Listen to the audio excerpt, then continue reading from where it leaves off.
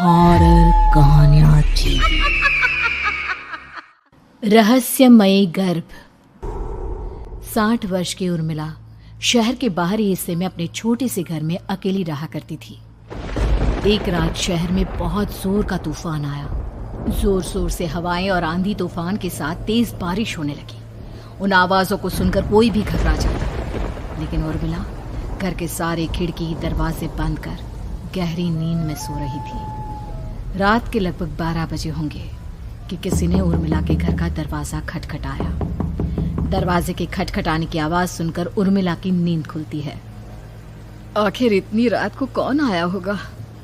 उर्मिला जाकर दरवाजा खोलती है तो सामने लगभग 26 साल की बेहद सुंदर लड़की को खड़ा देख हैरान रह जाती है। कौन हो बेटा? और इतनी रात को इतने भयंकर तूफान में कहाँ भटक रही हो? चाची, आपने मुझे पहचाना नहीं?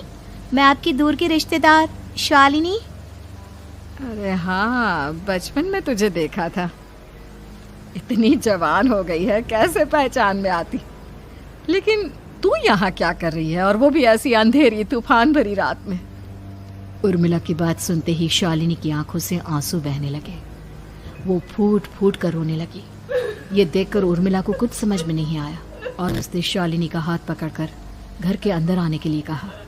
जैसे ही शालिनी घर के अंदर रोशनी में आई, उर्मिला की नज़र उसके पेट की तरफ गई, जिसे देखकर ये साफ पता चल रहा था कि वो प्रेग्नेंट है। अरे, तू तो पेट से है।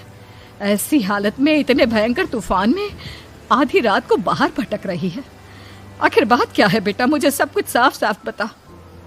क्या बताऊं चाची, ये सब जिसकी वजह से हुआ है उसके बारे में बताने में भी मुझे शर्म आती है। मैंने घर वालों की मर्जी के खिलाफ जाकर एक लड़के से शादी कर ली थी, पर वो शादी के 1 महीने बाद ही मुझे छोड़कर चला गया। छोड़कर चला गया का क्या मतलब? क्या उसके साथ कोई हादसा हो गया? नहीं, उसे कोई दूसरी लड़की पसंद आ गई और मेरी प्रेगनेंसी की खबर सुनते ही उसने मुझे बेसहारा छोड़ दिया। उसके बाद मैं अपने घर गई, लेकिन माँ पापा ने मुझे घर में कदम तक नहीं रखने दिया। तभी मुझे आपकी याद आई। कोई बात नहीं, कोई बात नहीं। तुमने यहाँ आकर अच्छा ही किया। एक काम करो, तुम आराम करो। वैसे भी ऐसी हालत में इतना घूमना फिरना और इस तरह आधी रात को बाहर भटकना ठीक नहीं होता। प्रेग्नेंट औरत को आधी रात को घर से बाहर नहीं निकलना चाहिए। बुरी आत्माएं उस पर अपना असर दिखा सकती है। और इतना कहकर उर्मिला ने शालिनी को एक दूसरे कमरे में जाकर आराम करने के लिए कहा। लेकिन जैसे ही शालिनी अपने कमरे में जाने लगी, अचानक से उर्मिला ने उसे रोक लिया।